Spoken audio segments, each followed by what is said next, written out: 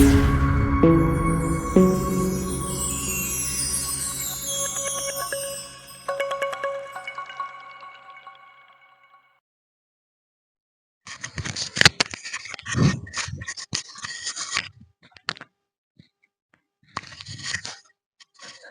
बच्चों, आज हम पढ़ेंगे रिविजिटिंग इरेशनल नंबर।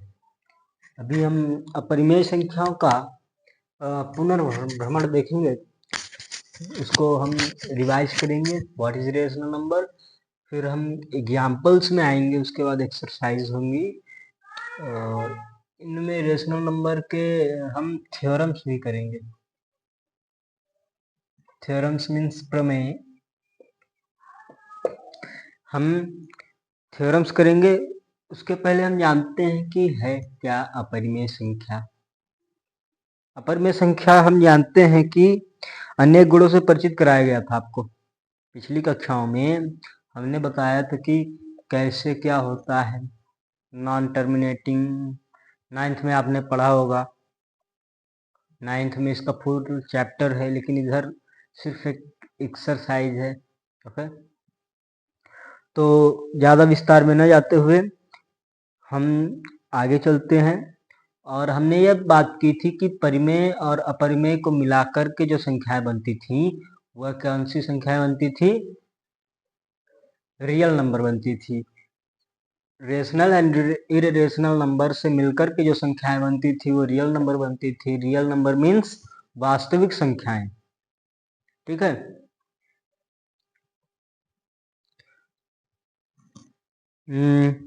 आपने यह भी सीखा था कि इस संख्या रेखा पर किस प्रकार अपरिमित रूप से स्थान निर्धारित करते हैं। ये सब पिछली क्लास की बातें हैं, है ना। इस अनुच्छेद में √2, √3, √5 ये हमने एग्जाम्पल्स आपको दिए थे, है ना।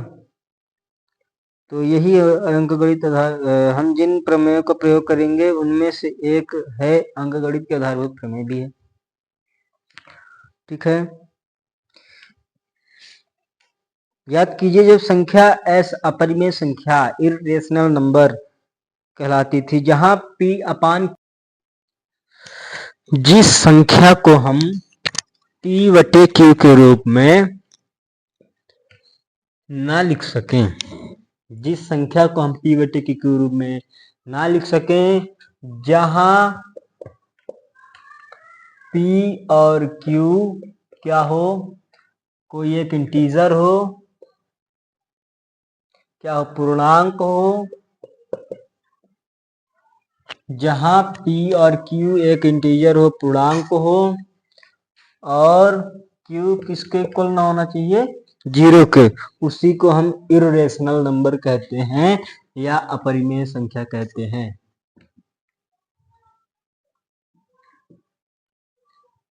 या अपरिमेय संख्या कहते हैं।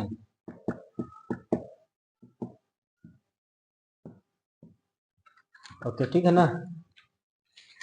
ठीक है, आइए इसका प्रमेय नंबर 1.2 पढ़ा जाए। ओके, ठीक है ना। तो चलिए 1.2 इसका एक थ्योरम पढ़ते हैं। देखो बच्चों, इसकी हम थ्योरी को नहीं देखेंगे, डायरेक्ट हम इसके सॉल्यूशन के बारे में जाते हैं। बोल रहा है कि let P be a prime number. माना P एक प्राइम नंबर है। प्राइम नंबर मीन्स अभाज्य संख्या है। If P divides A square, यदि P ए स्क्वायर को डिवाइड करता है, देन P डिवाइड ए, तब P भी ए को डिवाइड करेगा। Where a is a integer, a क्या है वहां पे? पूर्णांक है। सेम हिंदी से लिखा, मान लीजिए ए एक अभाज्य संख्या है, यदि P ए स्क्वायर को विभाजित करता है तो P ए को विभाजित करेगा। तो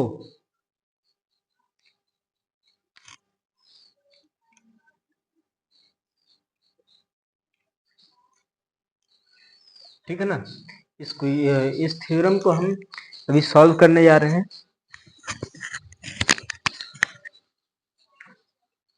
let a is a prime number, prime fraction,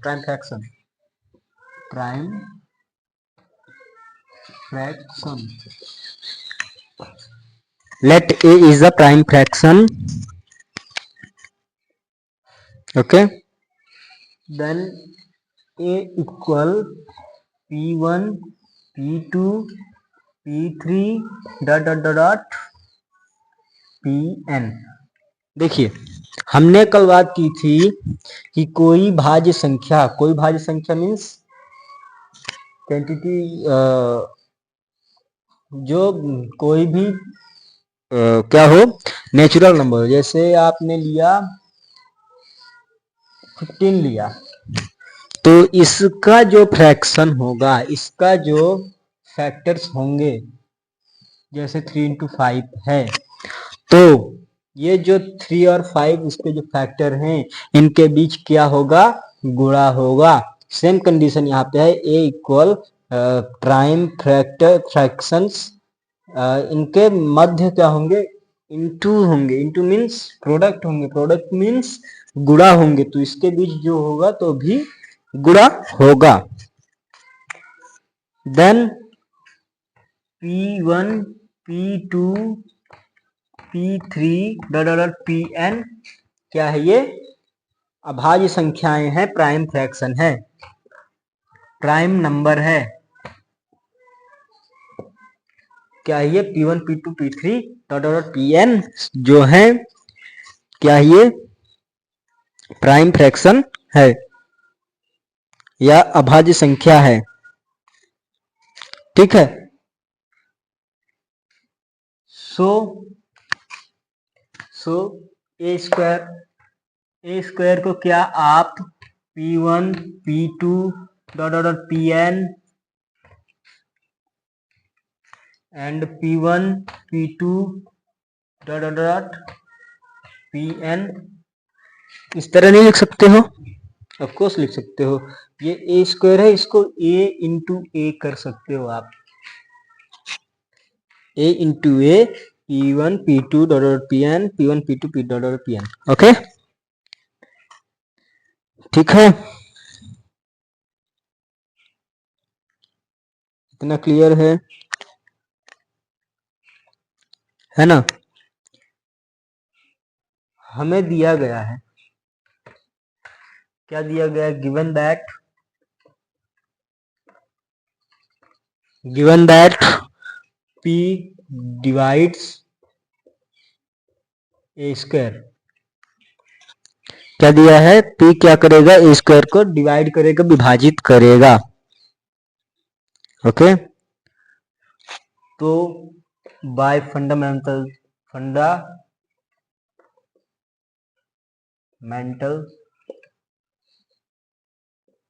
theorem of arithmetic से, अरिथमेटिक की प्रॉपर्टी से इसको हम आगे सॉल्व करेंगे। तो अरिथमेटिक प्रॉपर्टी से जैसे पी ए स्क्वायर में भी ये दो आ रही हैं, ये है, ठीक है, तो आ तो रहा है,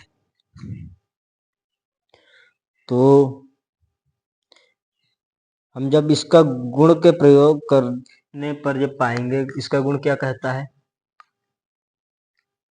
इसका गुण क्या कहता है, फंडामेंटल थ्योरम ऑफ अरिथमेटिक क्या कहता है कि प्रत्येक भाज्य संख्या मान लीजिए 15 को अभाज्य संख्याओं के गुणनफल, इनके जो अभाज्य संख्याएं होंगी, जैसे 3 and 5, अभाज्य संख्याओं के गुणनफल किसके रूप में, गुणनफल के रूप में प्राप्त की जा सकेगी। ठीक है ना, प्राप्त किया जा सकता है, तथा यह गुणनखंडन अभाज्य गुणनखंडनों के अद्वितीय होगा, यूनिक होगा मीन्स ये आपस में कभी एक दूसरे से नहीं कटेंगे, ये इसको एग्जिट उत्तर देंगे, इससे कोई अन्य उत्तर नहीं बनने वाला। तो इसी चीज को तो देख रहे हैं भाई, यही चीज ना है। ए को ये ए स्क्वायर है तो ये ए स्क्वायर ए अलग हो गया, ठीक है। तो जैसे ये 4 को लिया हमने तो 2 इंटू 2 या 4 इक्वल 2 स्क्वायर, सेम कंडीशन ये यहाँ पे है। ओके, देन जब ये चीज को डिवाइड करेगी, नहीं 4 इक्वल 2 है तो 2 जो इसको डिवाइड करेगी तो 4 ये जैसे 4 को 4 से डिवाइड कर देगी तो ये भी डिवाइड करेगी। इसके प्रॉपर्टी से हमें क्या प्राप्त हो रहा है? इसके प्रॉपर्टी से हमें क्या प्राप्त हुआ बच्चा? इसकी प्रॉपर्टी से हमें यह प्राप्त हुआ, क्या प्राप्त हुआ?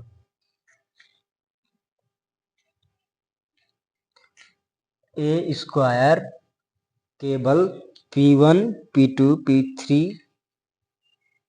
ए स्क्वायर जो है P1 P2 P3 dot Pn, इसके भी ये क्या है? गुणनखंड है, ठीक है। देन क्या होना चाहिए? P1 P2 P3 dot Pn क्या होना चाहिए? एक होना चाहिए, ये दोनों एक होने चाहिए, ये इसमें भी और इसमें भी, ए वाली में भी और ए स्क्वायर वाले में भी सेम होने चाहिए। सेम होने क्या चाहिए? सेम होते ही है, ठीक है।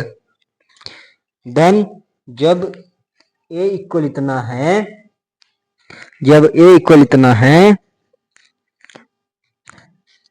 तो P ए को भी विभाजित करेगी, P डिवाइड्स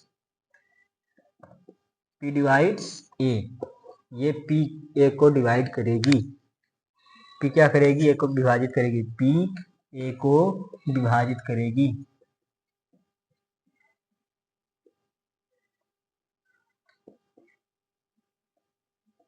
अभी हमने न्यूमेरिकल को लेकर भी समझा रखा है।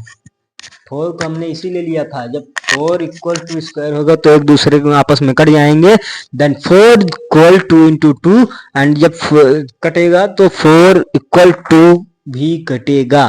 क्यों? क्योंकि उसमें डिविजिबल है एक दूसरे के आपस में। ओके, देन थ्योरम नंबर 1.2 आपको हमने बता दिया है। थ्योरम नंबर 1.3 पढ़ते हैं, आइए देखते हैं और समझते हैं थ्योरम नंबर 1.3। ओके, तब कितनी ही ये जो एक थ्योरम अभी उसके बाद वो तो है, वो बहुत ज़्यादा कठिन नहीं है, उसका आप उसको आप बुक से पढ़ सकते हो, बुक में है दिया हुआ है, उसको जब आप पढ़ोगे तो समझ में आ जाएगा। And under root 2 is a irrational number, ये थ्योरम नंबर 2 है, 3 है ये। एक हमने फंडामेंटल थ्योरम ऑफ अरिथमेटिक पढ़ा था। फंडामेंटल थ्योरम के बाद एक हमने अभी नंबर 2 का थ्योरम पढ़ा, ये नंबर 3 थ्योरम है। इस थ्योरम को हम जानेंगे। Under root 2 is a irrational number, under root 2 करनी 2 एक अपरिमेय संख्या है। तो आइए जानते हैं, इसको सॉल्व करते हैं, इसको प्रूफ करते हैं, है क्या ये? इसको प्रूफ करना है हमें कि क्या अंडर रूट 2 एक अपरिमेय संख्या है, इरेशनल नंबर है या नहीं है। तो इसको हम अपोजिट मानेंगे, जैसे ये परिमेय संख्या है तो इसको हम अपोजिट लेट करेंगे। तो लेट करते हैं, चलिए करें लेट।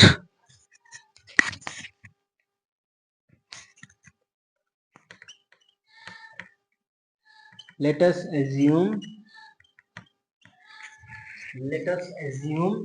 अपोजिट, इसके सेम अपोजिट है।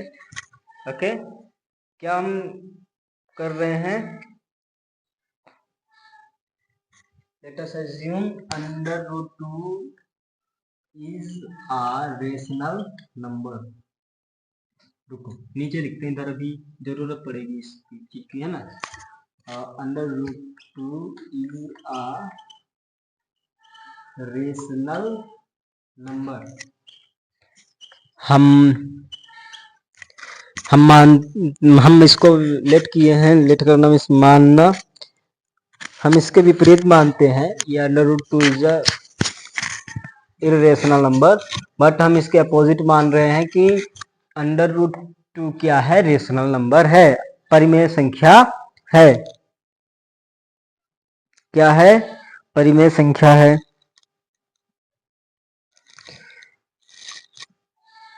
एंड रेशनल नंबर की परिभाषा होती है जिसे हम P अपॉन Q के रूप में लिख सकें। जिस वर्ड को या जिस चीज को हम P बटे Q के रूप में लिख सकें वही रेशनल नंबर है। जहां P एंड Q क्या हो? P एंड Q क्या हो? इंटीजर हो। ठीक है हिंदी मीडियम वाले बच्चों, चिंता मत करो, आप सिर्फ समझो। इंटीजर हो, पूर्णांक हो, पूर्णांक P और Q दोनों हो जाएंगे। यहाँ पे P बटे Q के रूप में हमें लिखना है। ठीक है, where Q is not equal to 0, Q बराबर 0 नहीं होना चाहिए। हमने लेट कर लिया। ओके, ठीक है, सच दैट हम पाते हैं कि सच दैट हम पा जाएंगे, इसको क्या पाएंगे, under root two is equal P upon Q। हमें तो P अपॉन Q के रूप में लिखना है। P अपॉन Q के रूप में ही क्यों लिखेंगे भाई? क्योंकि रेशनल नंबर को हम P बटे Q के रूप में लिख सकते हैं, उसकी क्या है, ये परिभाषा ही है। ठीक है,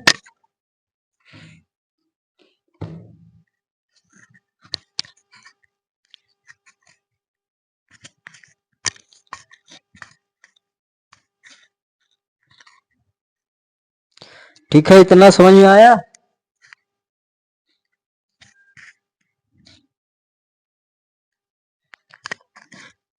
समझ में आया?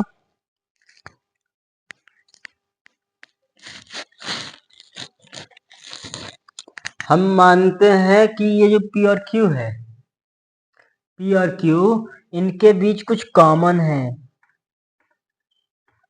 कुछ इनके बीच अभी कॉमन है। जैसे हम 2/4 किया तो इसमें कुछ कॉमन है कि नहीं है? कॉमन है ना, 2 1 जा 2, 2 2 जा 4, तो इसको हमने 1/2 के रूप में लिखा। तो इसमें हमने माना कि अभी कुछ कॉमन है। कॉमन को हमें कैंसिल करने के लिए क्या करना होगा, इसमें कुछ हम डिवाइड करेंगे। किससे करेंगे? Q से। Q से हम इसमें डिवाइड करेंगे। ठीक है, एंड Q से डिवाइड करेंगे तो वो किसमें प्राप्त होगा? वो प्राप्त हो जाएगा under root two equal A upon B के रूप में प्राप्त हो जाएगा। कैसे प्राप्त होगा? को प्राइम नंबर से प्राप्त होगा। अच्छा, को प्राइम क्या होता है? हिंदी से इसको कहते हैं सह अभाज्य। क्या कहते हैं? सह अभाज्य। अब ये सह अभाज्य क्या भाई? अभाज्य तो हम जानते थे, सह अभाज्य क्या है? जो साथ में दोनों संख्याएं ऊपर नीचे की अभाज्य हो, या जो इसका सहायक अभाज्य हो, दोनों एक दूसरे के अभाज्य हो, तो वो क्या कहलाते हैं? सह अभाज्य। जैसे 3/6 में लिया, इसको हमें डिवाइड करना है, तो ये 1/2 आएगा कि नहीं आएगा? तो ये दोनों क्या हो रहे हैं? एक दूसरे के अभाज्य हो रहे हैं, एक दूसरे से नहीं कट रहे हैं। तो जब हम इससे इसको काट दिया तो सह अभाज्य हुआ। सह अभाज्य के कारण हमें under root two equal A upon B find हुआ। ठीक है, मिल गया। अब हमें तो सह अभाज्य तो मिल गया। क्या हम अंडर रूट 2 इक्वल ए अपॉन बी को क्या हम बी अंडर रूट 2 इक्वल ए नहीं कर सकते हैं? भाई ये भी डिवाइड कर उधर जाके मल्टीप्लाई करेगा, तो क्या इसको हम इस तरह नहीं लिख सकते हैं? Of course we can write it, and इसको जब हम सॉल्व करेंगे तो बी स्क्वायर एंड ये 2 हो जाएगा इक्वल ए स्क्वायर होगा, means 2b square equal a square हो जाएगा कि नहीं होगा? दोनों पक्षों में स्क्वायर करने पर, दोनों पदों पे, दोनों टर्म पे स्क्वायर करने पर, है ना? हमने स्क्वायर कर दिया दोनों पक्षों पे, ठीक है।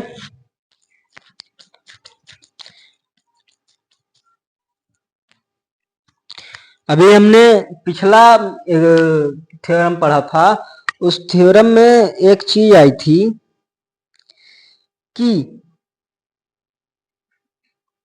जो p है ए स्क्वायर को विभाजित कर पाएगा, तो क्या p a को विभाजित कर सकता है? यदि ये इसको विभाजित कर देगा, p a स्क्वायर को विभाजित करेगा, तो क्या p a को विभाजित करेगा? तो हमने अभी सिद्ध किया था p जब p a स्क्वायर को विभाजित करेगा तो p a को भी विभाजित करेगा, ठीक है ना? ठीक है, तो इतना तो हमें प्राप्त हुआ, 2b square equal a square, ठीक है। क्लियर है ना इतना? देन 2 क्या है? ए स्क्वायर को डिवाइड कर रहा है या विभाजित करता है। 2 जो है ए स्क्वायर को विभाजित करता है या 2a को विभाजित करता है या डिवाइड करता है ना? डिवाइड करते विभाजित करता है। तो जो मैंने पिछला प्रमेय पढ़ा 1.2, उस प्रमेय में क्या है कि यदि p a स्क्वायर को विभाजित करता है तो p if p square p divide a square then p divide a, okay. या p a स्क्वायर को डिवाइड करता है तो p a को डिवाइड करेगा। यही थ्योरम हम यहाँ पे लिख नहीं रहे थ्योरम को, आपको जब पेपर में बैठोगे तो आप वहां पे बताओगे कि क्यों हम यहाँ पे 2a को विभाजित करेगा, बताना पड़ेगा ना? बताओगे कि नहीं बताओगे? थ्योरम 1.2 से, थ्योरम 1.2 से हम क्या पा रहे हैं? 2 क्या कर रहा है? a को डिवाइड कर रहा है। ये 2a स्क्वायर को डिवाइड कर रहा है,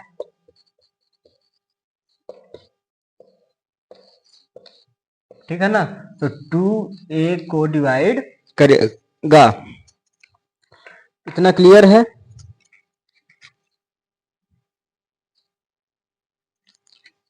क्लियर है? इतना क्लियर है? अभी हमने थ्योरम को देखा है, सिर्फ थ्योरम को देखा है। थ्योरम के आगे की कहानी बाकी है।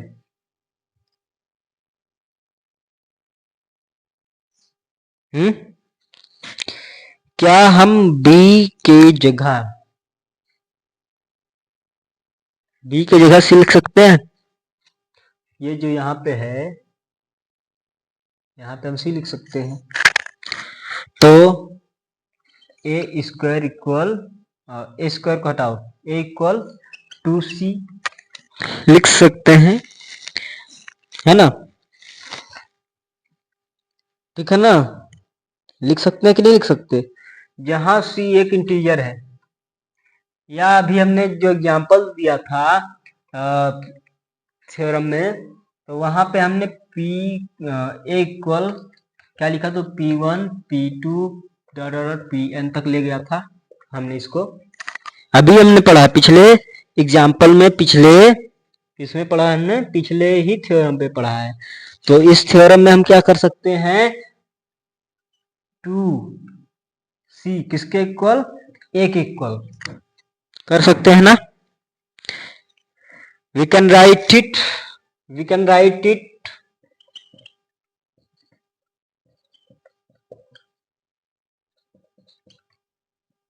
a equal to c, a equal to c, इतना हमने लिख लिया।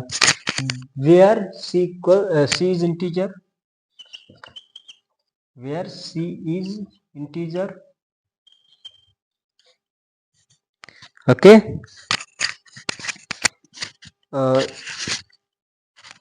ठीक है, अब a का मान हम किस में रखेंगे, a का मान हम क्या इसमें रख सकते हैं,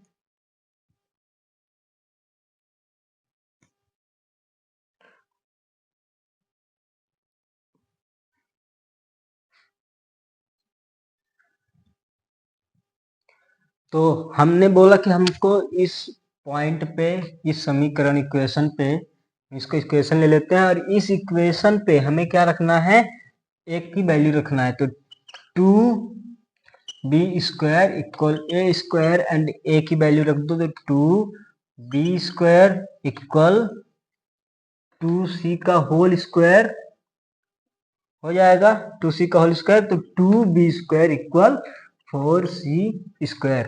इतना आ गया, इतना प्राप्त हुआ कि नहीं हुआ, हो गया ना। तो एटलीस्ट यहाँ पे दो क्या हो रहा है, कॉमन हो रहा है, उभयनिष्ठ गुणनखंड ए एंड बी में। ठीक है, देन इसको हम जब सॉल्व करेंगे तो 2 को उधर ले जाएंगे तो b² इक्वल 2c² हो जाएगा कि नहीं होगा, हो जाएगा भाई, ये भी हो जाएगा, b² इक्वल 2c² हो जाएगा, हो जाएगा कि नहीं हो जाएगा, हो जाएगा 2c²। इसका अर्थ है कि 2b², 2 जो है b² को विभाजित करेगा। इसका अर्थ है कि 2 जो है तो b² को डिवाइड करेगा, करेगा कि नहीं करेगा, करेगा। किसके नियम से, थ्योरम नंबर 1.2 से। थ्योरम हमने पढ़ रखी है, अभी ही पढ़ा हमने। तो थ्योरम नंबर 1.2 से हमने 2b² को डिवाइड किया, कर पाएंगे। और यदि हम इसको कर पा रहे हैं तो क्या 2 डिवाइड करेगा b को, भाई कर पाएगा। जब 2b² को डिवाइड कर पा रहा है तो 2 किसको डिवाइड कर पाएगा, b को। ऑलरेडी नॉर्मल सी बात है, क्लियर है। एंड इसमें कम से कम दो क्या है, कॉमन फैक्टर है। पहला कॉमन फैक्टर ये है, इसमें कितने कॉमन फैक्टर हैं, एक है, ये दो है, दो कॉमन फैक्टर है इसमें। ठीक है, एंड अब आप ये बताइए, इतना तो हमने किया, डिवाइड तो ये हुआ, ये डिवाइड तो हुआ,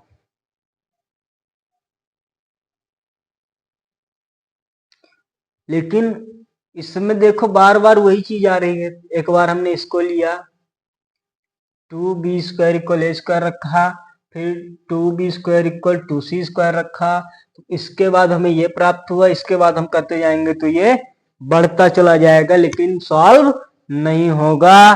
देन इसको हम p/q के रूप में नहीं लिख सकते, इसको हम p/q के रूप में नहीं लिख सकते, इसको हम p/q के रूप में नहीं लिख सकते।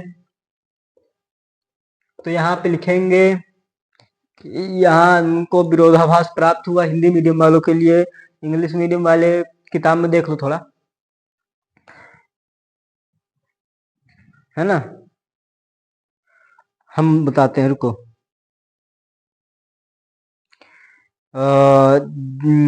The contradiction has arisen because of our incorrect application.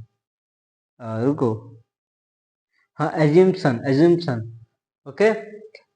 ये जो है इसका ये विपरीत विरोधाभास प्राप्त हुआ है, assumption जो है इसका, तो कैसा मिला हमको, इनकरेक्ट प्राप्त हुआ, इनकरेक्ट एम्जिप्शन मिला हमको। इस कारण से under root two is a rational number is wrong.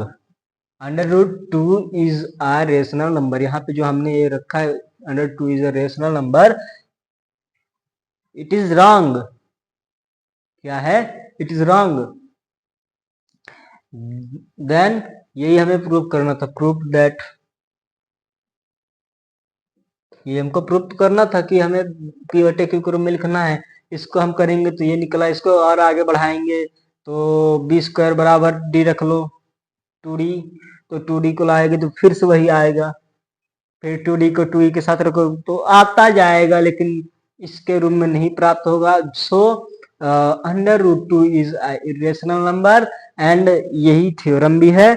और अब आपको हम बता दें, आपको बहुत अच्छी चीज बताया देता हूं मैं, आपको ये समझ में आ गया होगा। बहुत ही नॉर्मल छोटी छोटी बातों को पकड़ करके हमने इसको बताया है। मैं आपको बता देता हूं कि कौन कौन से क्वेश्चन आप कर पाओगे। एक को हमने बता रखा है, इसको मिरेज कर रहे हैं, ठीक है।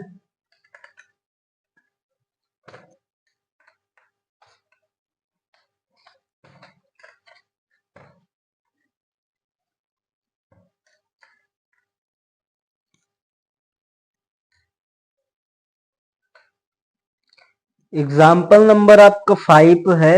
एग्जाम्पल नंबर 5 क्या कह रहा है, कहता कि under root 3 is a irrational number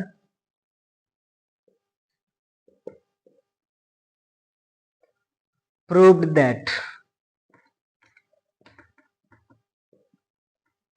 बोलता है कि अंडर रूट 3 एक अपरिमेय संख्या है, इसको क्या करें आप, प्रूफ करें, ठीक है। तो जैसे हमने अंडर रूट 2 को अभी सॉल्व किया, वैसे आप अंडर रूट 3 को भी सॉल्व कर सकते हो, ठीक है।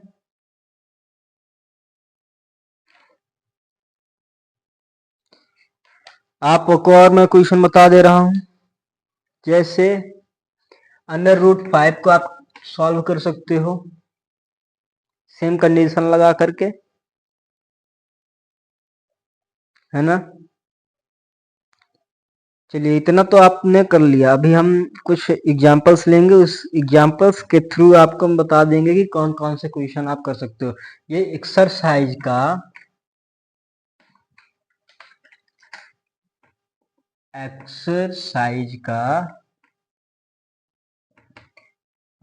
पहला क्वेश्चन, एक्सरसाइज जो ये 1.2 है, इसका पहला क्वेश्चन सेम है, इसको आपको सेम कंडीशन में कर लेनी है। इसका जो क्वेश्चन नंबर 2 है, एग्जाम्पल नंबर हम जब ये इसका जो एग्जाम्पल नंबर 2 है, यदि मैं एग्जाम्पल नंबर 6 आपको समझा देता हूँ, एक भी एग्जाम्पल नंबर 5 है जो अंडर रूट 3 इरेशनल नंबर को प्रूफ करने के लिए बोल रहा है, ठीक है। एग्जाम्पल नंबर 6 से यदि हम बता देंगे, है ना, तो आपसे नंबर 2 क्वेश्चन बन जाएगा। एग्जाम्पल नंबर यदि हम 7 बता देंगे, तो आपके क्वेश्चन नंबर 3 सभी बन जाएंगे, क्वेश्चन नंबर 3 बन जाएंगे आपसे।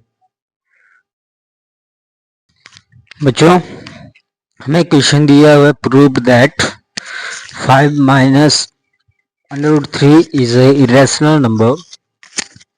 हिंदी से बोले तो दर्शाइए कि 5 minus under root 3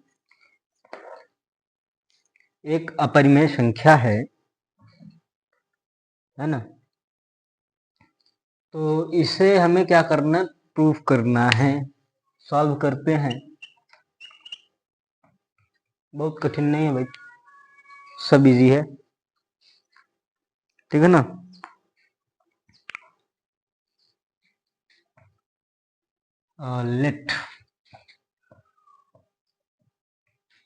late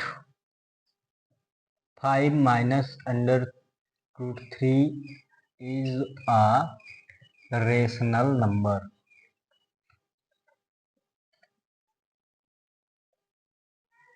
okay, हमने माना कि 5 माइनस अंडर रूट 3 एक क्या है, रेशनल नंबर है, मीन्स परिमेय संख्या है।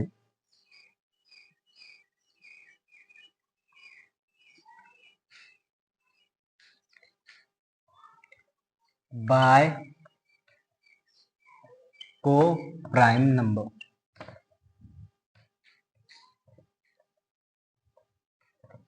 को prime number a b, okay, coprime numbers are a and b where a and b are integer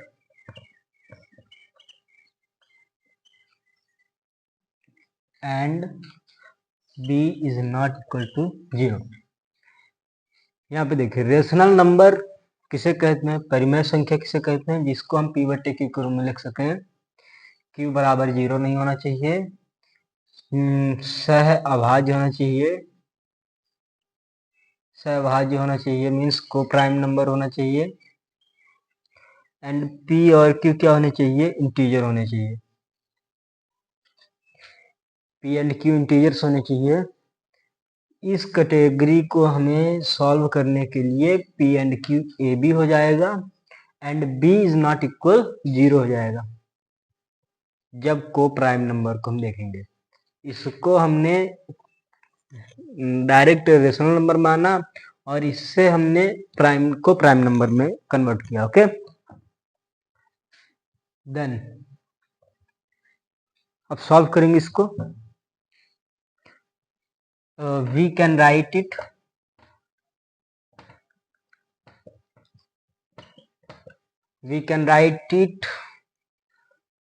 five minus under root 3 equal a upon b।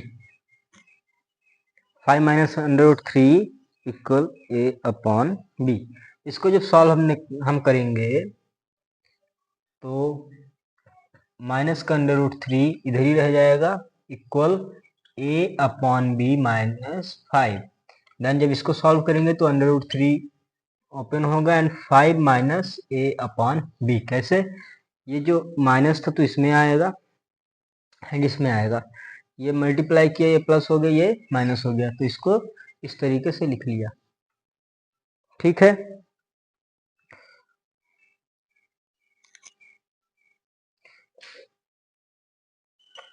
We are founding नहीं, according to condition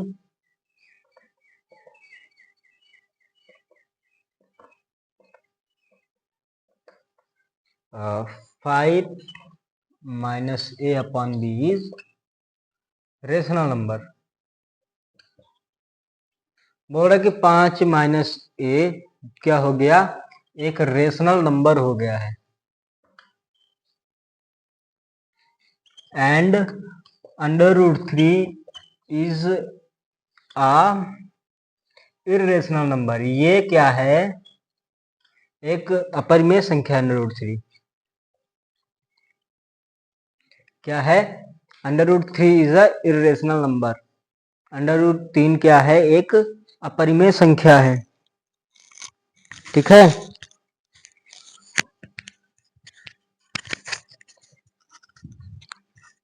so इधर लिख देते हैं, इधर छोटे से column बना करके। So 5 minus under root 3 is a irrational number.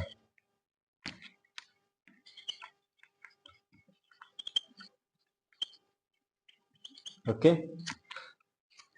हमें क्या प्राप्त हुआ? 5 माइनस अंडर रूट 3 एक इरेशनल नंबर है। तो सबको समझ में आया होगा। हिंदी मीडियम वालों, आपको हिंदी से लिखना है। मैं एक क्वेश्चन इसी तरह के सेम है, उसमें 3 पहले आ जाता है, तो उसको सॉल्व करता हूँ। एग्जाम्पल नंबर 7 की तरह अपना question number 2, question number 2 of exercise का जो क्वेश्चन नंबर 2 है, उसको इसी सेम कंडीशन पे सॉल्व करना है। क्वेश्चन नंबर 2 को इसी सेम कंडीशन पे सॉल्व करना है। आई होप आप उसको सॉल्व कर सकते हो। जो हमने क्वेश्चन नंबर मतलब प्रमेय को जो सिद्ध किया था हमने अंडर रूट 2 को, उसकी सहायता से आप क्या कर सकते हो? क्वेश्चन नंबर 1 कर सकते हो, and question number 2 example number 7 की सहायता से कर सकते हो, एंड क्वेश्चन नंबर 3 जो मैं बताने जा रहा हूं उसको आप एग्जाम्पल नंबर रुको, ये 6 है सॉरी, ये 6 की सहायता से आप क्वेश्चन नंबर 2 कर सकते हो। कोई एग्जाम्पल नंबर 7 से आप कर पाओगे क्वेश्चन नंबर 3। तो चलते हैं, इसको इरेज करते हैं। ओके,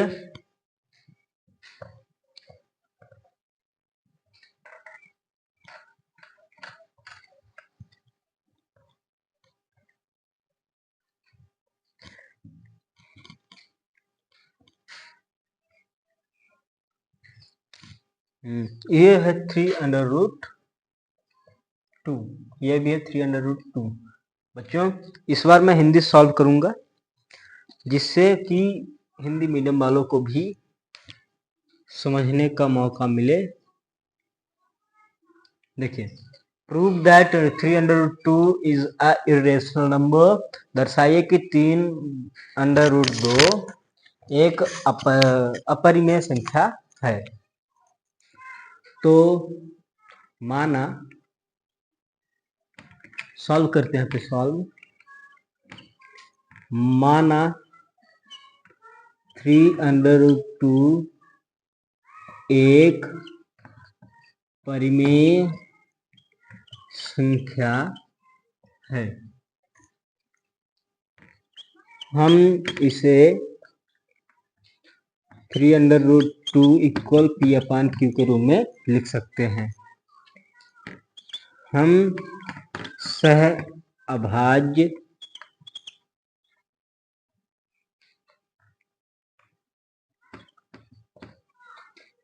के रूप में ए और बी प्राप्त होता है, ए और बी प्राप्त है, एंड जहां ए और बी क्या है? एक पूर्णांक है,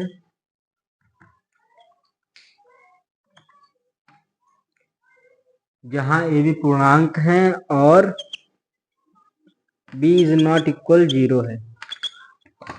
ओके, इतना क्लियर है। तो 3 under root 2 equal p upon q, इसे हम लिख सकते हैं कि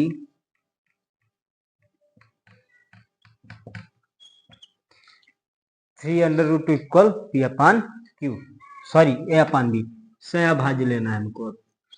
ए अपान बी कर तो आप पी अपान क्यू के रूप में ही कर सकते हो टोटल, लेकिन ए अपान बी के रूप में भी ले रहे हैं हम। ठीक है, इतना हमने लिख लिया। अब आगे क्या करेंगे? How to solve next line, next step. क्या आप under root 2 equal a upon 3 भी नहीं कर सकते? इधर मल्टीप्लाई किया, इधर आके डिवाइड किया, कर सकते हो। एंड यहाँ पे आप लिखो कि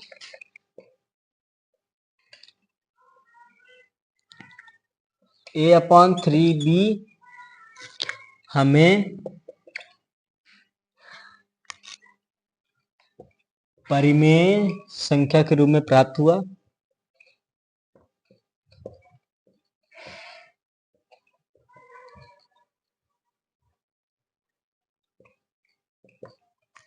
a/3b हमें परिमेय संख्या के रूप में प्राप्त हुआ। Okay,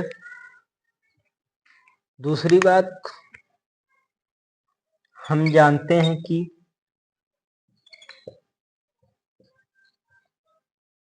we know that √2 is a irrational number। √2 एक अपरिमेय संख्या है।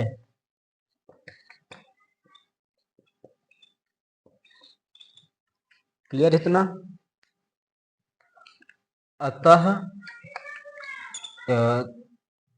3√2 हमें अपरिमेय के रूप में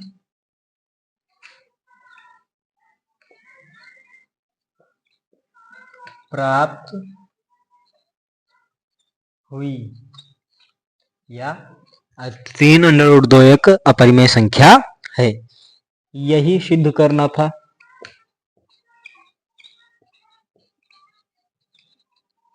इसमें स्याही की कमी दिख रहा है मेरे को, इसमें इंक डालूंगा। तो ये एग्जाम्पल नंबर क्या था? 7 था। ओके, तो बच्चों इसकी सहायता से आप कर पा रहे हो क्वेश्चन नंबर 3 कर पाएंगे। ये आपको समझ में आ गया होगा। इसको हमें सिर्फ इधर लाना है और ये कहानी लिख देनी है। उसके बाद ये बता देना कि a/3b हमें एक परिमेय संख्या के रूप में प्राप्त हुई एंड √2 ऑलरेडी एक अपरिमेय संख्या है, then 3√2 is irrational number. Okay, इसमें और कुछ नहीं है। ठीक है, और अब हम मिलेंगे अगली कक्षा में, जिसमें हम चैप्टर नंबर 2 पढ़ रहे होंगे। Okay, that's all.